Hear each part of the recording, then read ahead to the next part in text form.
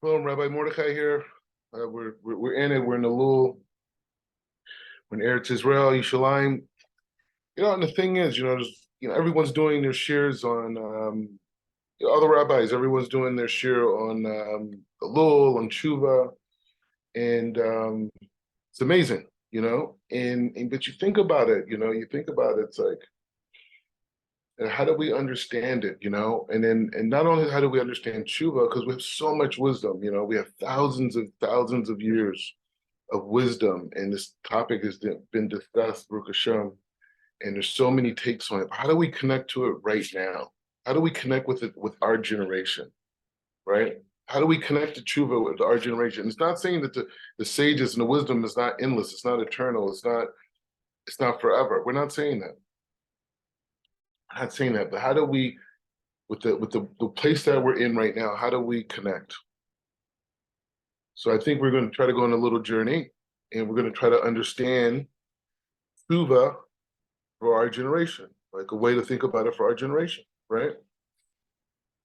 So how am I going to do this, right? I've already put a big level for myself. I already put pressure on myself, right? So how do I do it? We're going to start with Paro's dream. The Midrashim say that Paro had his dream the night of Rosh Hashanah, right? So like, that's a humongous statement. Rosh Hashanah, the creation of man, right? This is our Masurah. Man was created on the sixth day. This is a celebration of man. Man is judged on this day. But why does the Midrashim have to tell us that Paro had his dream about the generation of Yosef, had its dream the night of Rosh Hashanah? And not only that, the Torah, the sages, it's so hard to appreciate the greatness of our sages. It's so hard to appreciate how far their thinking was and how in depth their thinking was, especially with today. Like we have like people, you look at social media and you see, people, they have their, inspirational talks and this, and you can make it, and no one understands you, and this, and blah, blah, blah, and millions of people are looking at it. And so we have these books, book was written, the sage was like, 2,000 years ago, the Tana, or this person was written 100 years ago, 50 years ago, they're talking about, Rabbi Cook, it was his yard site, just listened to amazing shit by Breitowitz, said a lot of amazing things about his life and all the different facets about who he was and his thought process. Really reminded me a lot of David Melech, his complexity and his uniqueness and all different facets. And I'm pretty sure you could look in many of our Gedolim and see that dynamic. But the point is the same. We have so many great people who came before, and we have their information, we have their writings, we have their teachings, and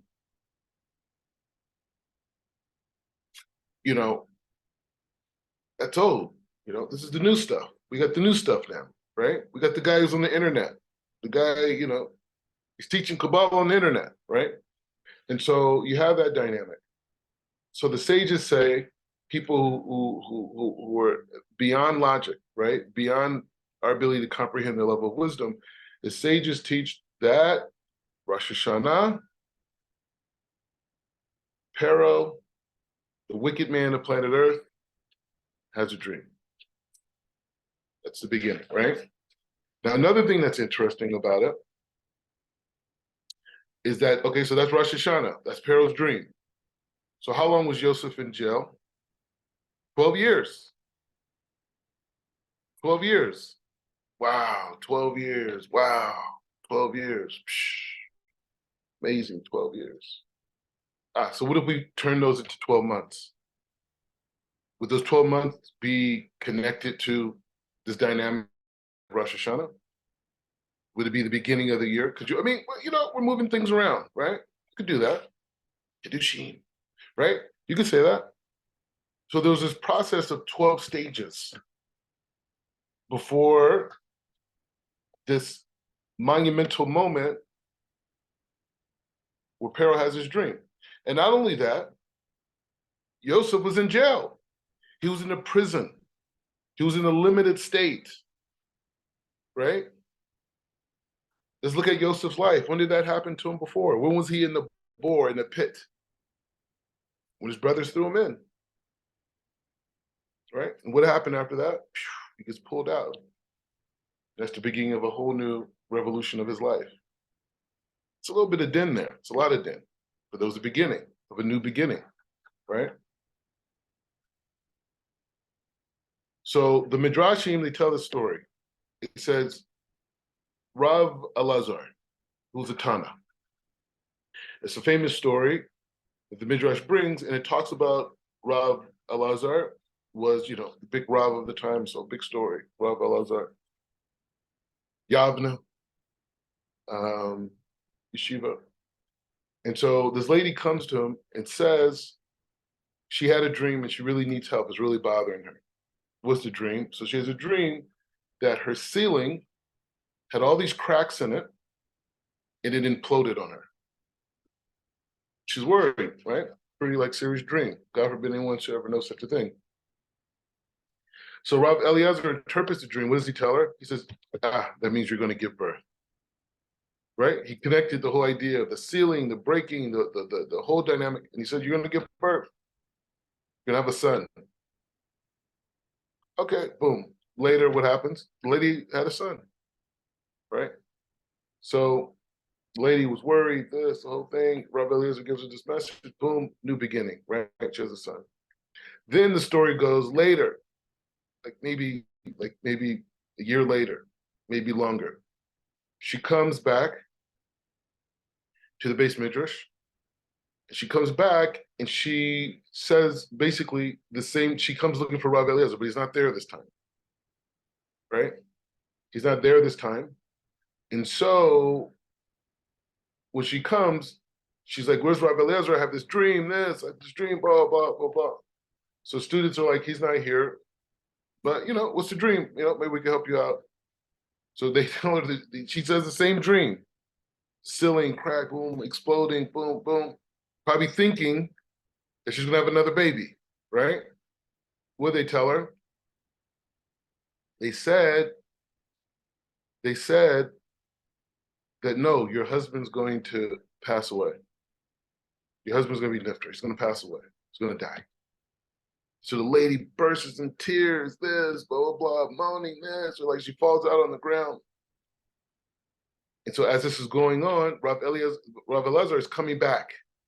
And he hears it. He's like, what's going on, blah, blah, blah, blah. He doesn't even come in there. He doesn't want to be, he doesn't even want to see. He goes in his room. He asks one of the students, he says, what's going on in there? So they come in there. The student comes in and says, oh, this lady came and she had this dream. So we interpreted for her. I said, what'd you say? Oh, she said that, the ceiling cracked, boom, boom, boom, exploded on her. And we told her that means her husband's going to die. The Midrash doesn't explain the rationale how the students got to that point. But Rabbi Eliezer screams at them and says, what are you doing? Don't you realize the person who interprets the dream is creating the reality that the person who had the dream is going to have? What are you doing? Why would you tell her such a thing? So that midrash starts with that, right? So we'll just go into the depth of the wisdom, right? Pharaoh has a dream on Rosh Hashanah. Right after that, the midrashim bring a story, a Agada, explaining about the power of dreams. It's another big story of dreams. I've said it many times, right? It's a story in the Gemara. A guy has a dream, this, blah, blah, it's whole thing, dream, he can't sleep, it's going crazy. So people tell him you need to travel to Israel and you need to meet with the wise men and they can maybe help you with this. So this guy comes to Eretz Israel and he has this, reoccurring dream. He can't sleep, only sleep a couple hours a night. It's driving him crazy. So he goes to 22 different dream interpreters and he gets different, every dream interpreter he comes to, every dream interpreter he comes to interprets the dream. And every interpretation he gets, 22 different interpretations, right? In Hebrew letters, okay, 22. He goes to, interprets the dream, and it all comes true, right? This is huge. It's a big concept, right? So the person who's interpreting the dream is dictating the reality for the person who had the dream, right? So let's keep going. Then you have the dynamic. Let's go back to Yosef. While he was in this limited place, he interpreted two dreams, right? Two different people, two different experiences. One dream was a person was going to be freed. The other dream is a person is going to die, right? They had dreams. Yosef interpreted them, and they came true, right? So let's think about our life, right? All of us have certain thoughts. What is a dream? A dream happens when you sleep.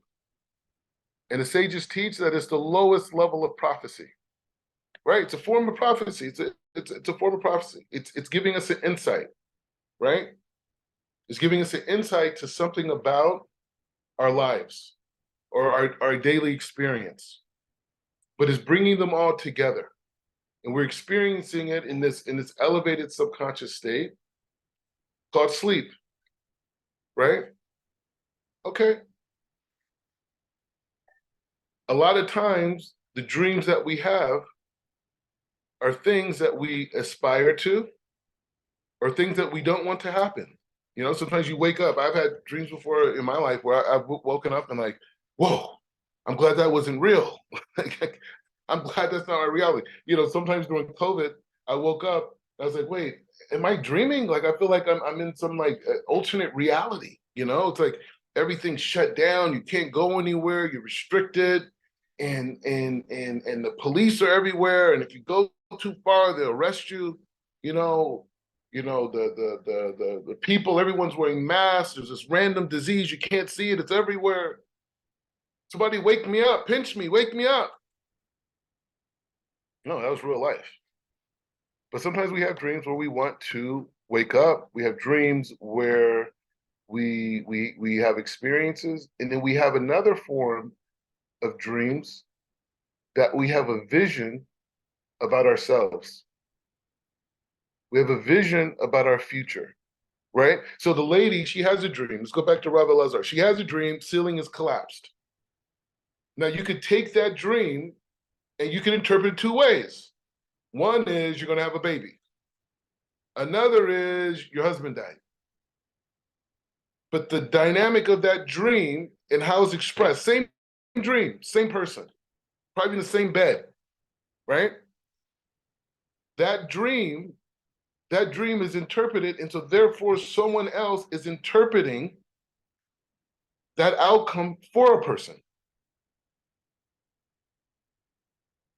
So let's go back to this process of 12 years. 12 years in a prison. 12 years in a prison, right? You know, some people say, why was he in prison? 10 years were for, you know, speaking Lashon about his brother, this, the whole thing. It's just Potiphar, you know, this, whatever. Different reasons, right? Depends on who you learn from. But the point is, there was a reason there. He was in that jail, and there was a din, right? It wasn't, you know, that. Maybe you could say it's a din. Maybe it wasn't. I don't know.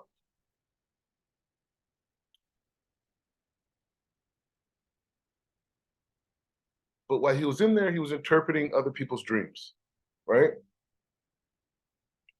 So if I have a thought about myself that doesn't reveal, that has not revealed itself, right? Some people say, "Oh, wow, that's a big. You're dreaming big, right? That's a great dream." You know, I always had a dream I was going to go and move to Eretz Israel and live in the countryside and this, blah blah. That's always been my dream. Where did that come from? Where did that thought come from? Right? Ah, all the thoughts that we have come from Hashem. No, it's my intelligence and it's my brain and it's this, blah, blah, blah, yeah, blah, blah, blah. This is my brain, this is my intelligence. No, every single thought that we have is from Hashem.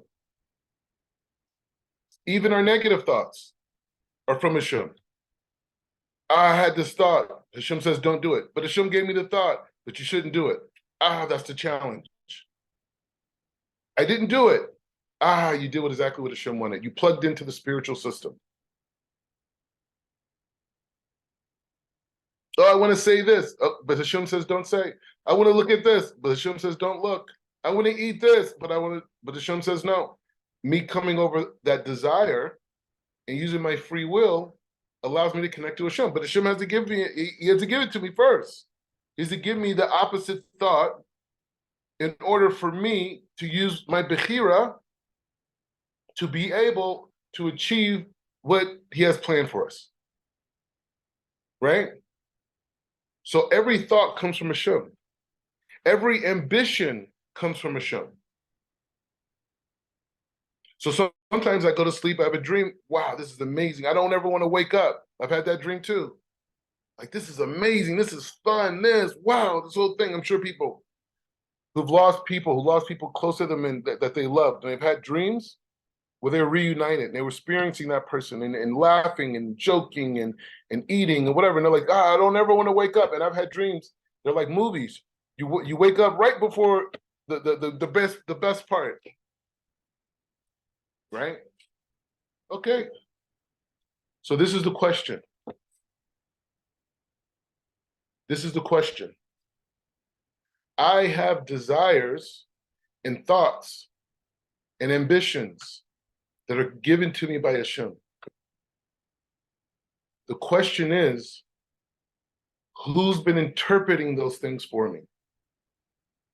Who's been taking my motivations, my ideas, my desires, my goals, and who's been interpreting those things for me? You know, the famous thing is, it said, you know what? Your dreams, your goals, don't tell people. Because you know what they're going to do? They're going to shoot them down. They're going to say, that's not realistic. You know, famous Jay-Z line, he says, you know, my uncle told me I would never sell a million records, but I end up selling a million records a million times. Someone was trying to interpret his dream. I'm going to be a platinum artist. No, you're not. You're never going to sell a million copies. You just sold, you know, 1,000 copies.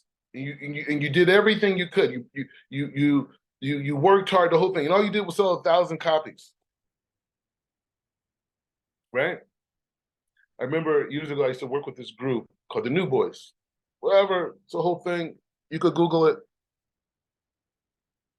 And the thing is, it was all this hype, you know, because they were part of this big dance movement and viral videos, the whole thing. And so at the time, you know, I was working with Warner Brothers, and my whole name was on this thing. Like, I was the one going around, this is going to be the biggest thing, this, blah, blah, blah, blah, blah, this whole thing. The whole industry is looking because you have all these kids making all these viral videos. And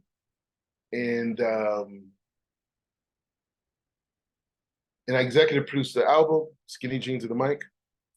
And one of the executive producers or other people.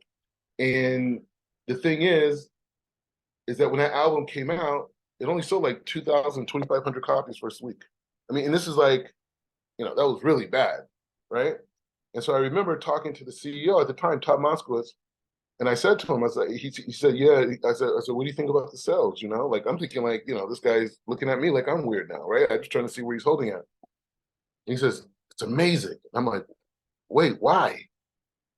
He said, because we didn't do any in-store advertisement and we didn't do any radio promotions, right? Even though you guys were talking about online, these type of things. See, so those 2,500 copies that were sold, that means the kids had to go to the store and look in the store and go through the whole sections looking for that album. That's a tremendous sign of where this thing's going to go. And the album ended up going like double platinum. It was a great success. One of my great successes in the entertainment space. As an executive, I did the business stuff. I wasn't a musician or anything like that. But the point is just saying that when that album came out, everybody was trying to interpret that dream and tell us that it wasn't going to be a success. You guys flopped. Even Soulja Boy, who was a very famous rapper at the time, if you look back, he did a whole video, oh, this movement is a joke, it's a flop, because we were really infringing on his space. He was a big dance, rap guy, whatever, whole thing. But the point is just saying, who is interpreting your dream?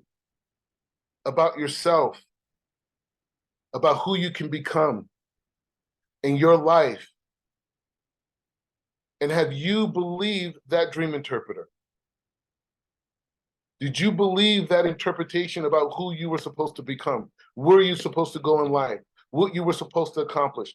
Your importance to the world. Who was that dream interpreter? Was it a dysfunctional parent? A dysfunctional cousin? A negative community? You know, my mom, she's a professor, right? And part of her dissertation was this idea called habits of mind. And what was the basis of her this part of her dissertation?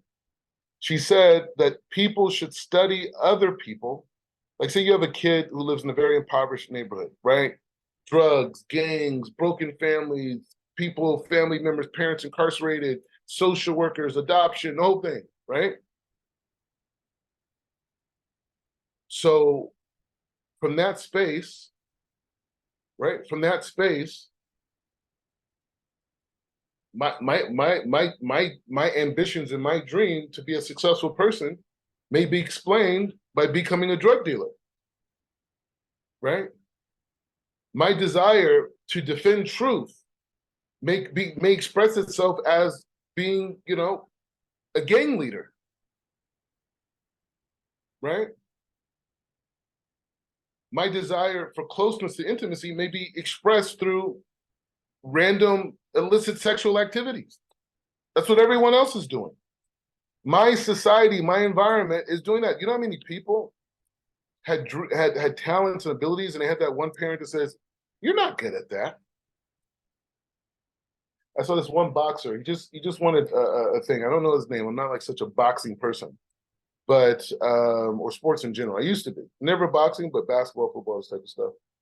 But I just saw an interview, and they were asking him what was one of the driving forces in his career, what like got him to this point. He said, "When I was growing up, my mom told me I would never be anything." She used to tell me that all the time. And his mom even said it. They have her like they showed a clip of her mom saying, "Yeah, I used to tell him he wasn't gonna be nothing because his dad wasn't anything." And he said that it hurt him so much and it made him so angry. He used to fight all the time in school, and he became a good fighter. Now he's supporting his family. I don't know if you say broke a show, whatever, but you know, he's a multimillionaire. But how many people have had people in their life that have told them things about themselves, especially at a young age, that shaped their entire life?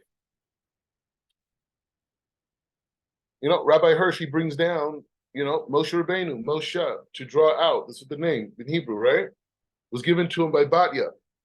Rabbi Hirsch said she said that because she wanted to keep him at a certain level, meaning that he would always know that his life was rescued by her. He says, Moshe, he thinks Batya drew me out of the Nile. But Rabbi Hirsch says that this dynamic of having this name, of him being reminded that he was rescued, put him in the mindset of wanting to rescue others.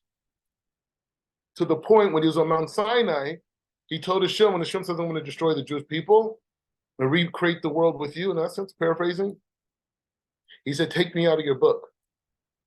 So Rabbi Hirsch says, no, he's not saying, he's not defying God. He's saying, Hashem, Almighty, you created me to draw Klal Israel. This is why I'm here. This is why I'm in this world. This is my neshama. This is my whole existence. So if they're not here, I cease to exist. You just took me out of the book of life. But that name was a precursor to him fighting for the Ivri versus the Israeli. That precursor was why he defended his wife, or it wasn't his wife, why he gained his wife through that process. And that quality is why he will be remembered forever. Because someone shaped who he was. Someone, a foreigner, a person from even a whole nother nation, shaped who he was. Maybe not even for the best of intentions. How many people? I remember I grew up with this girl. And, you know, we all like grew up like, you know, upper middle class, you know, nice. You know, people hold this against you too, by the way. They love when they see an African American that's from the hood and he had a hard life, everything was bad. You come from the suburbs, you come from a two-parent family, but like, oh man, get out of here. It's a crazy thing.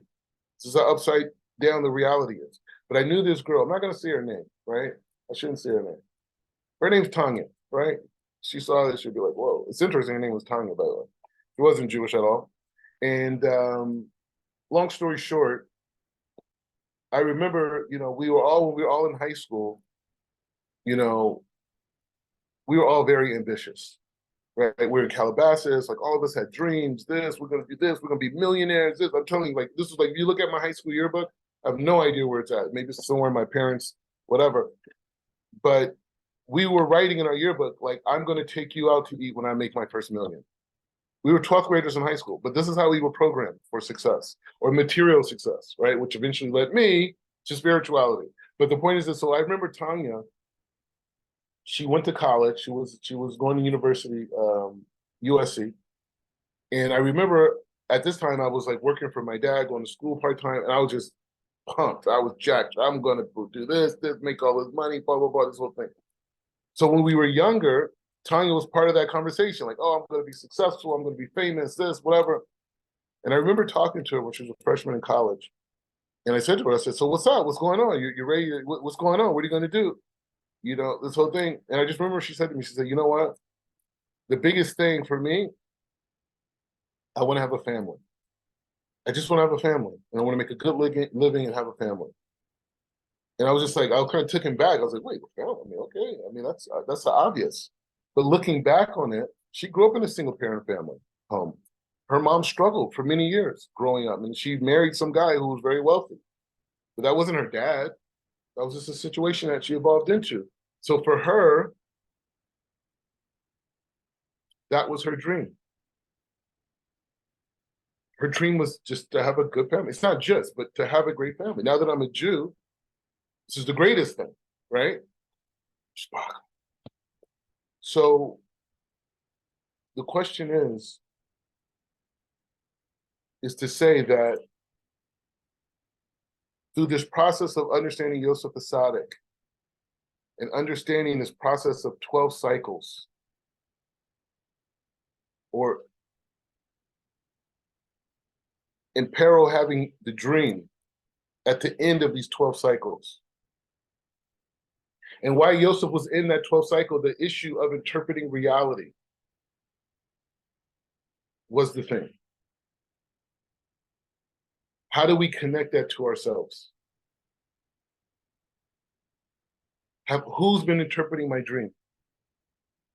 And how much of my dreams and my goals have been interpreted by other people, for good or for bad? And it put me in somewhat of a prison. Have put me in a dynamic where I am now not able to express my gifts. Yosef Asad is one of the most talented people ever to be created by Hashem. The Torah says when he went to Potiphar's house, boom, he rose to the ranks. He was in control of the whole house, whole thing, gathered the whole thing. Yosef, Yesod, right? Yesod Olam, gathered the whole world, the whole thing. Every aspect of his life was about gathering. Even before, when he was living with his father, he was still gathered. The brothers were still gathered all around Yosef. Yosef represents the Sfirot of Yesod. Yesod is the aspect of light. So you talk about Keter, Chokmah, Bina, you talk about the Sfirot, Hesed, Gevurah, Tifer, Netzach, Hod, Yesod. They said in the frame of Yesod, which is right before Malchut, we're talking about the 10 Sfirot.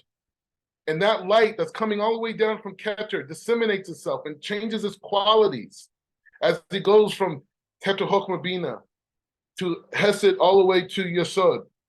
It changes, but it gathers. The level of Yesod gathers. It gathers the light, and it makes it palatable for the Malchut to manifest. It's like, have you ever seen, you have like, places that rain a lot.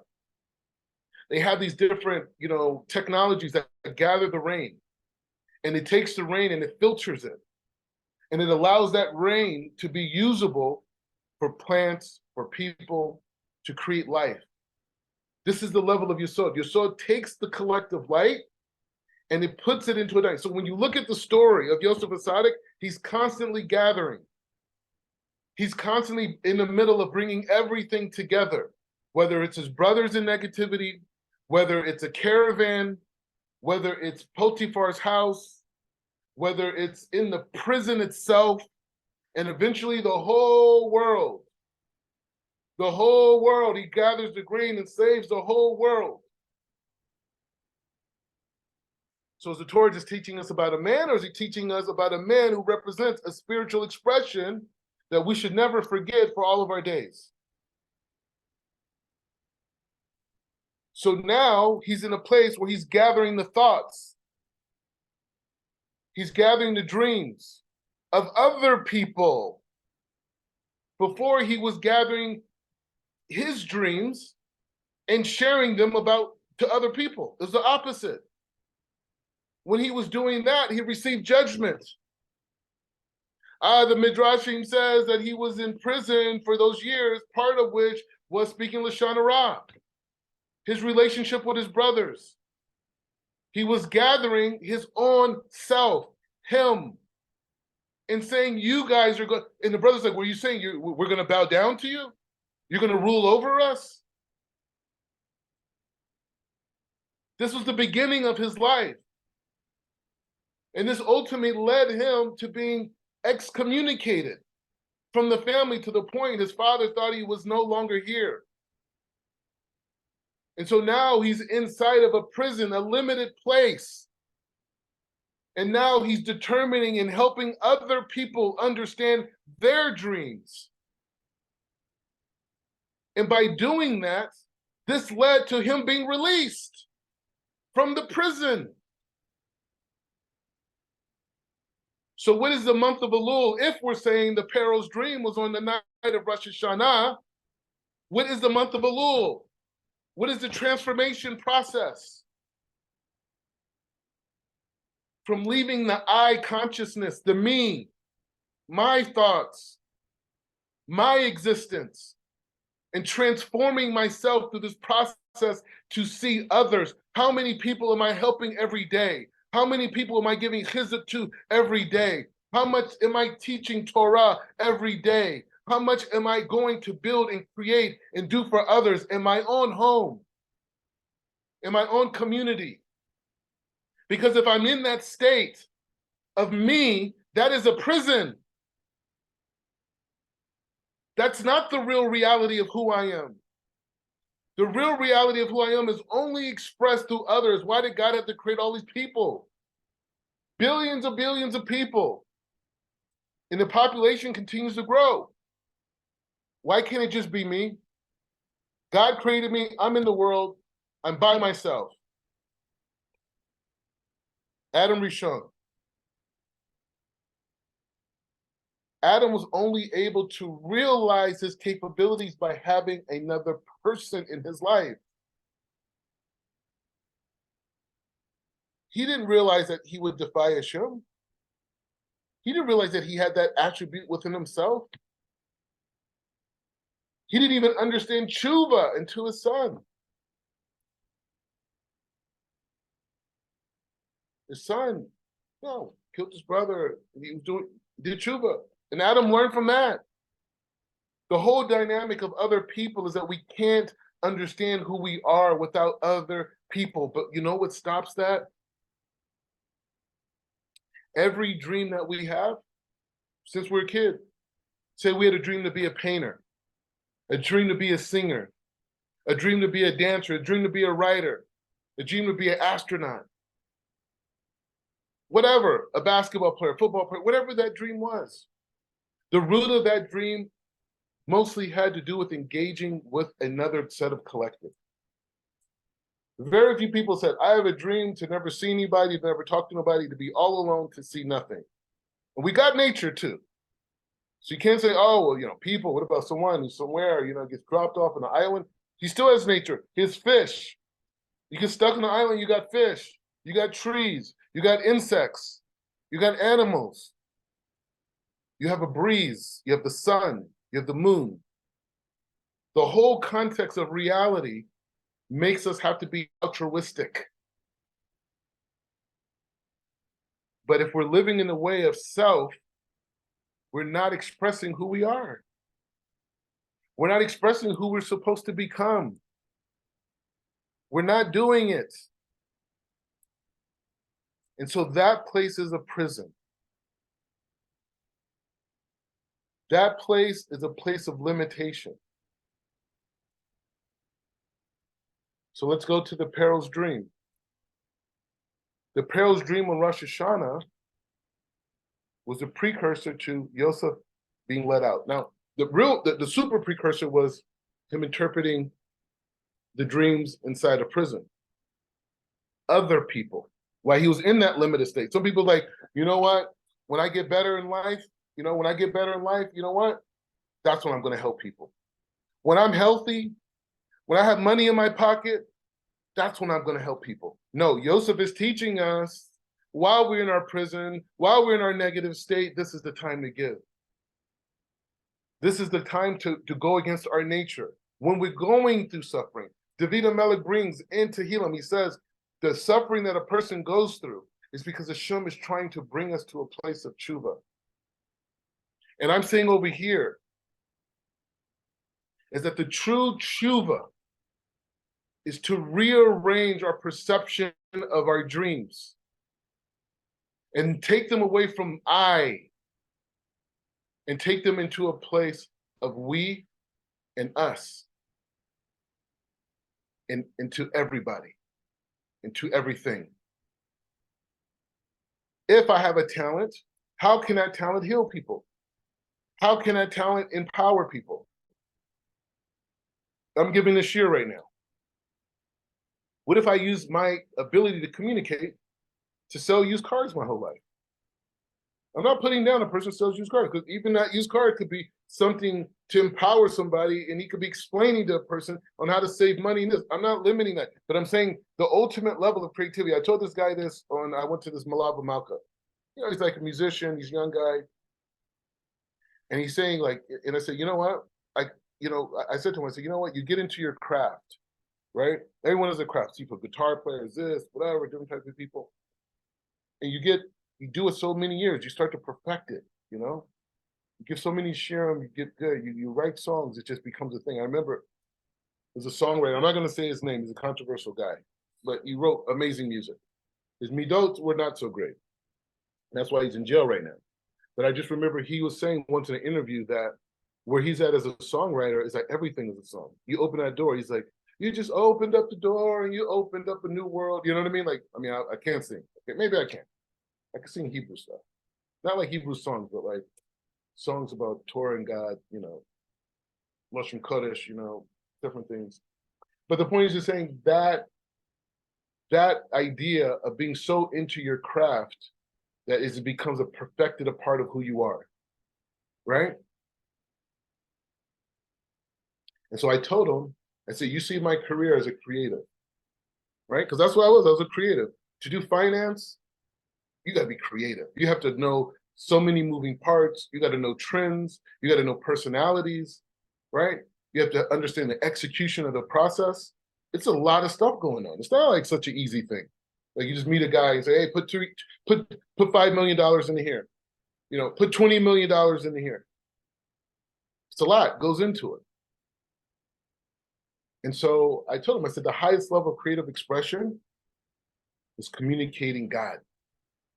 If a person does music, and their music is to connect the neshama to avodas Hashem, to bring people to tshuva, that's the highest level. They said, what, during the times of the Beis Hamikdash, people used to come and bring korbanos, sin offerings. And the Levim will be playing music to arouse a sense of tshuva. So using your abilities and your talents to be able to help and to heal others is the highest level. But many of us are put into a prison because we've been listening to people who've interpreted our dreams the wrong way. And many of it may not even be our fault. But we have the spiritual technology of Elul. That spiritual technology says, hey, you know what?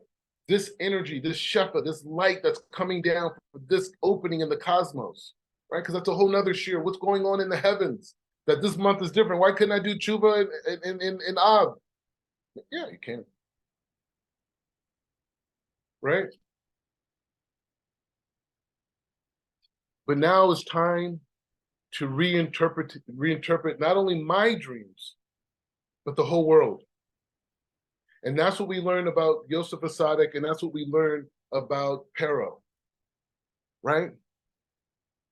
This is what we learn about Pharaoh, is that during that time of Yosef Asadik's moment before his greatness, there was a need for the world to have a greater interpretation. His world, the world of Yosef Asadik, the world that he lived in.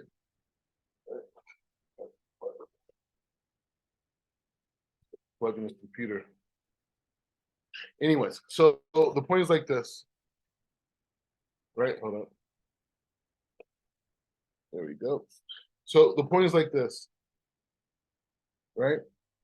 The point is to say that this month is a time to think about all the dreams, all the goals that we've ever had, and be honest with ourselves about the voices and the people and the situations that we have allowed to interpret them the wrong way. And those interpretations that we have about ourselves, now is the time to let them go. Now is the time to say no more. I am no longer going to believe this narrative about myself. I'm no longer going to believe this narrative about the world, right? What do they say about trauma? I have a friend, he's a trauma specialist. He said the issue with trauma is that the person who experienced the trauma still perceives that traumatic incident is happening in their head in real time. So that's why they live in a place of trauma. They have never dealt with that original trauma, that original narrative, that negative experience that they had that shaped their personality or shaped that moment in their life, and it never separated from themselves. It's still happening. I gotta run. I can't stay still. I gotta find a way to get out because somebody's gonna come and get me. They're gonna come and harm me. I gotta go. I can't stay in one place too long. And so they live in this way. It's a constant state of panic. It's a constant state of fight or flight. And so many of those people cannot build homes. They can't have businesses. They can't be consistent with anything because they're constantly in this state of fight or flight because they perceive that the trauma that they experienced is still happening now. When that person took advantage of me, when that person stole from me, when that person hurt me, when that person abused me, when that person lied to me, that's still happening now. So I got to keep going, but everything's okay. No, it's not. It's okay to you. But in the reality that I live in, it's not okay. So I got to keep it moving, bro. I'd rather keep it moving than to stay, because the staying is reminding me of the trauma of being in a place and being hurt. So I'd rather leave now before I really get hurt. And I'm going to use anything that you do or the world does and say, see, I told you so. I told you I couldn't trust, but you did like 15, 20 things that made a person feel this way about you. Oh, that doesn't matter. I know I can't trust people.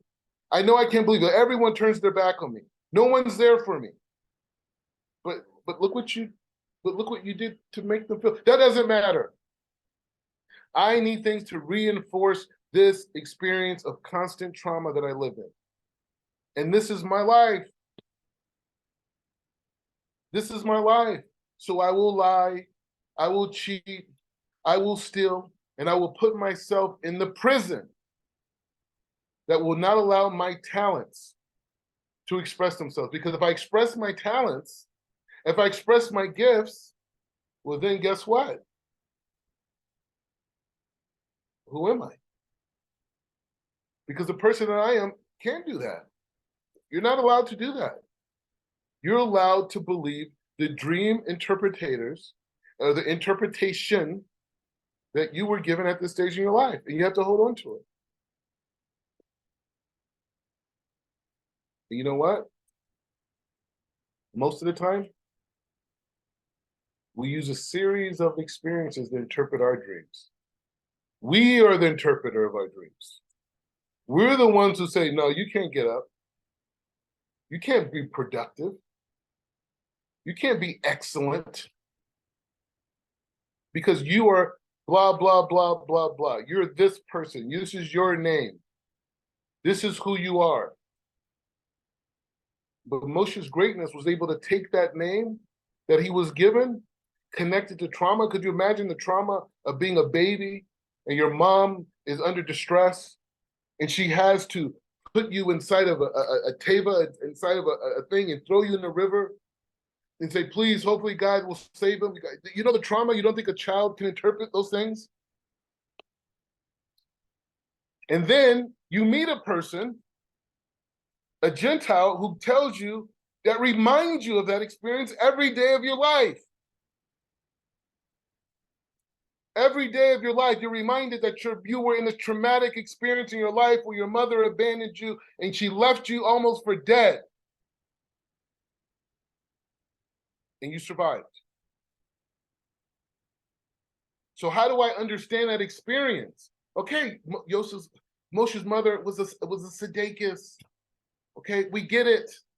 But let's talk about the facts. The fact is that a young baby was abandoned and left almost for dead going down a river. Okay, the Midrash says she put it on a certain site on the side of the river where it was very low and people would wash clothes. And so hopefully a woman could hear it washing clothes and take the baby in. Okay, fine, she took things into account. We're not throwing anyone under the bus, God forbid. We're talking about people beyond our logic, beyond our madrega of understanding the greatness. Okay, but let's go into the facts. The facts is that this child was left for dead.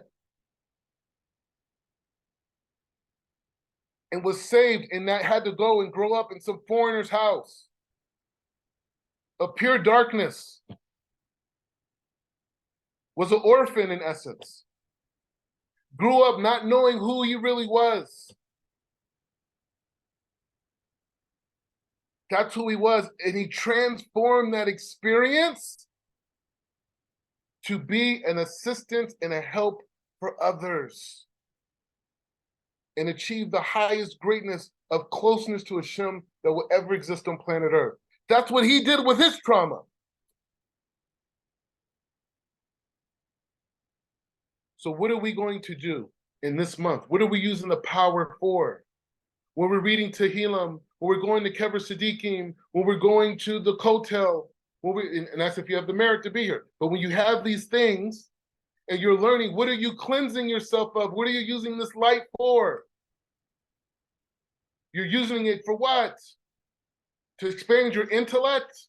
Or are you drawing down a light into this world from all the way from Keter to Chokmah to Bina, Hesed, Gevurah, Teferet, Netzach, Hod, Yesod, all the way to this reality of Yesod to be manifested into your everyday life. So you can live this energy, you can feel this energy, and you can say, I am great. I do have a purpose. The world needs my talent. I have a purpose. I have a meaning in this world that no one else is ever going to be able to give other than me. Is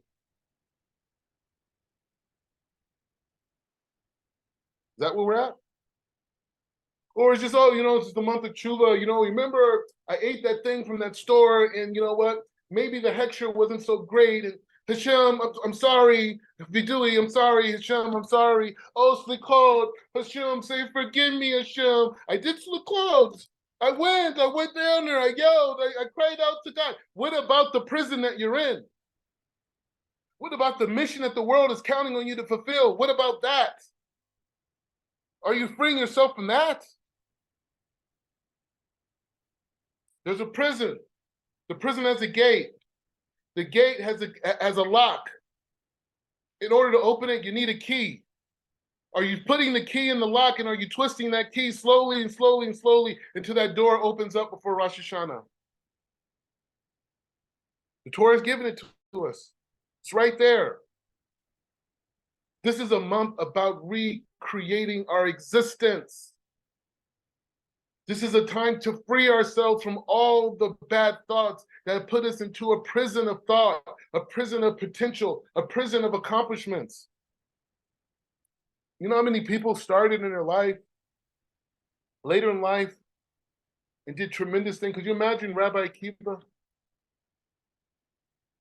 What he was before and who he became?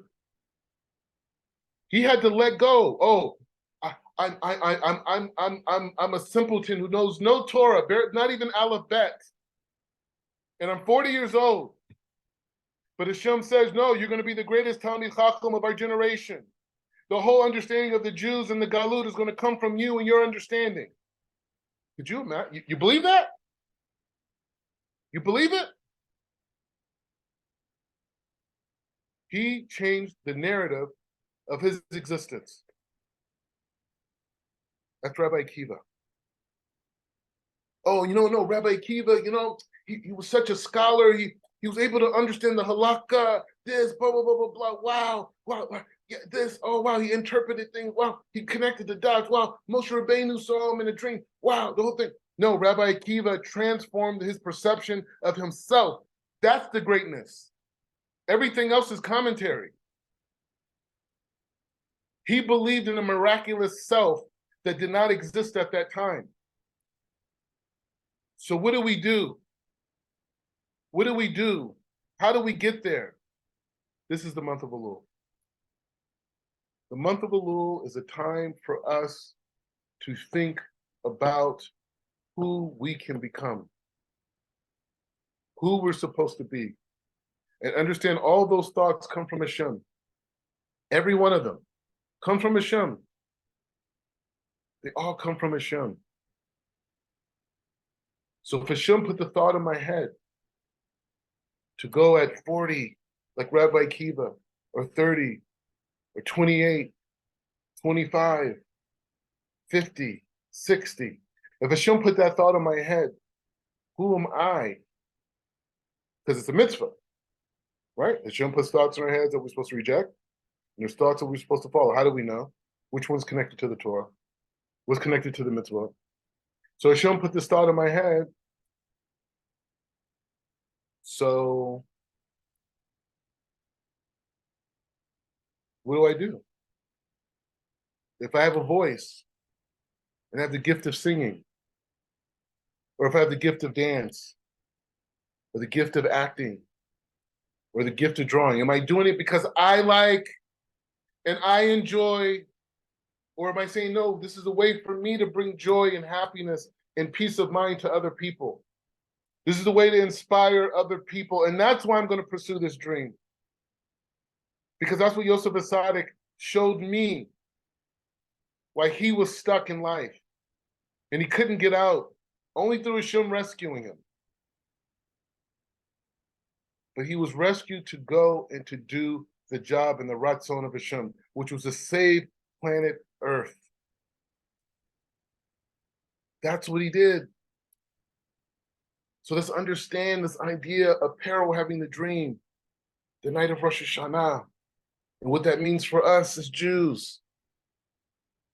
It means that our avoda, to experience all the bracha that Hashem has for us for that upcoming year, has to do with us transforming the lowest parts of ourselves.